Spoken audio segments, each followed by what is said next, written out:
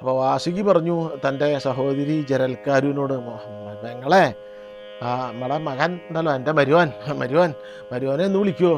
മരുവനെ വിളിച്ചു. എന്നിട്ട് ആ മരുമകനോട് പറഞ്ഞു, ആരെ? ജരൽക്കാരു. അവൻ്റെ അമ്മ പറഞ്ഞു, വാസുകിയുടെ പെങ്ങൾ പറഞ്ഞു, മോനെ, നീ ജനിച്ചു തന്നെ സർപ്പസത്രം മുടക്ക്, നിൻ്റെ മാമനെ രക്ഷിക്ക് എന്ന് പറഞ്ഞു. അപ്പോൾ മറ്റേ ഇയാൾ ആസ്തികൻ എന്നാ പേര്, ആസ്തികൻ വന്ന് വാസുകിയോട് പറഞ്ഞു, മാമൻ പേടിക്കണ്ട, അമ്മാവൻ ഡോൺ വറി അങ്കിൾ, ഞാൻ രക്ഷിക്കാം, ഞാൻ പോയി രക്ഷിക്കാം, പേടിക്കണ്ട, ധൈര്യമായിട്ട് ഇവിടെ ഇരുന്നോളൂ എന്ന് പറഞ്ഞ് ആ ആസ്തികൻ ജനമേജയൻ്റെ സർപ്പസത്രം നടക്കുന്ന യജ്ഞശാലയിലേക്ക് പുറപ്പെട്ടു. അവിടെ ചെന്നപ്പോൾ എന്താ കഥ?